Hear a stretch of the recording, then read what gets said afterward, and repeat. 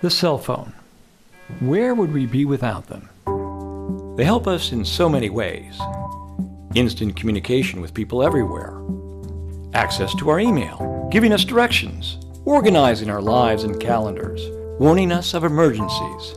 Frankly, for most of us, it would be hard, virtually impossible to detach from our cell phones because they've indeed become the way we make contact with virtually everyone and every aspect of our lives. But therein lies the rub. Has the smartphone really made us any smarter, or has it replaced our sense of self and intelligence with something else? Is it harming our interpersonal relationships and shortening our attention spans? Is it becoming an addiction? Might our devices be endangering us in ways we've still yet to comprehend? MIT scholar Sherry Turkle shares the view of French philosopher Jean Baudrillard that in some respects, this technology is leading us away from ourselves.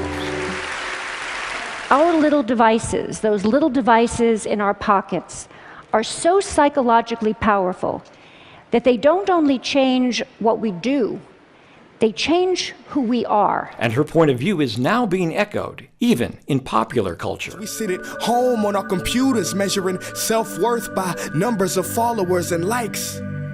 Ignoring those who actually love us, it seems we'd rather write an angry post and talk to someone who might actually hug us. Am I bugging? You tell me. Baylor University professor James Roberts' research demonstrates how cell phones are using up more and more of our free time. Female college students are now averaging 10 hours per day on their cell phones. Males, 8. A typical college student checks their cell phone close to 50 times each day. Roberts' study shows 60% of college students now believe they may be addicted to their cell phone. A 2015 focus group at Widener University illustrates the power of the technology. This young woman said she'd not give up her cell phone for just 3 days, even if offered $10,000 for doing so.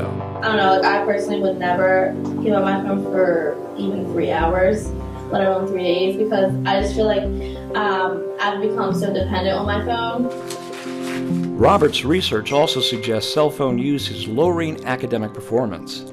Many students can't stay off their cell phones during class because staying away from them is just too scary. Cell phone use appears to be changing the way our brains process information.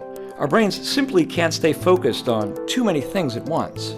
If you have multiple external goals, like checking an email, monitoring a text, planning something that you're going to do later, working on a report that's due that afternoon, then what you're doing is your attentional network is switching between all of those tasks.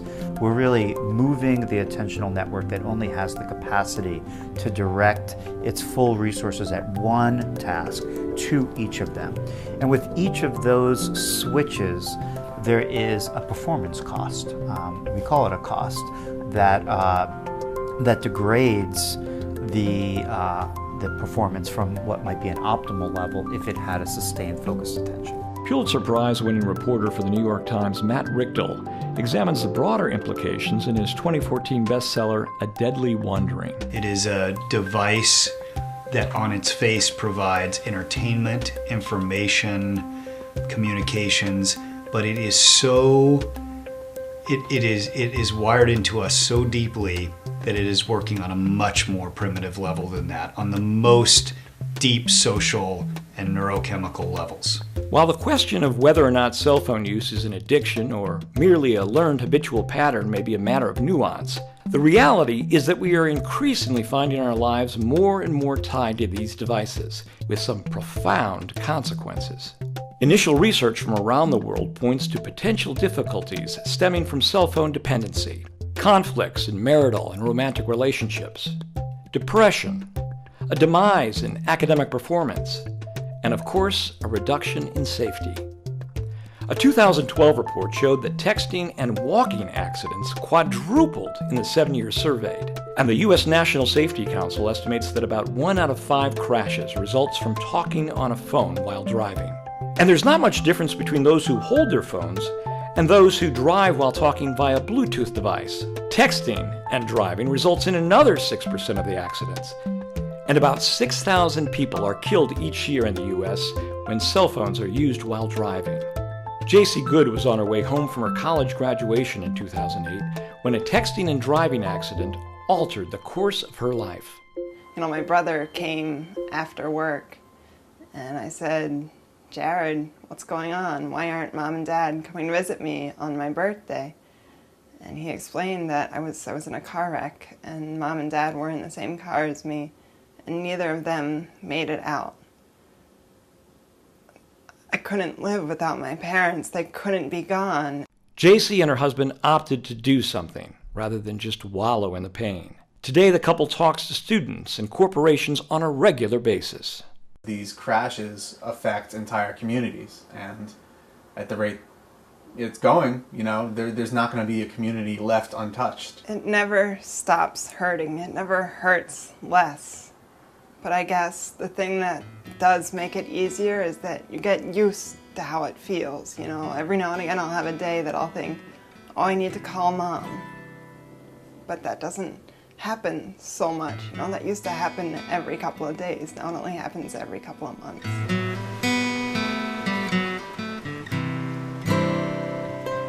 So can you walk into the woods or enjoy an ocean view without one of these at your side? Have you ever had to slam on your brakes just because you looked down at this for just the wrong moment? Can you go a day without one of these at your side without feeling totally disconnected from the world? Each new technology is wonderful, but comes with unintended consequences. With a smartphone, we're finding those consequences can be much more profound and can be having the effect of changing our uniquely human assets and qualities. In the documentary planned for the next year, we hope to address these many issues and questions and see the impact of these tiny devices for the good and the bad. I'm asking for your help. These questions are profound and incredibly important. Please consider helping us address them. There are no easy solutions, no simple answers. But together, through our mutual reflection, we can find a way to once again turn these devices into our servants, not our masters. I'm DeWerth-Pallmeyer.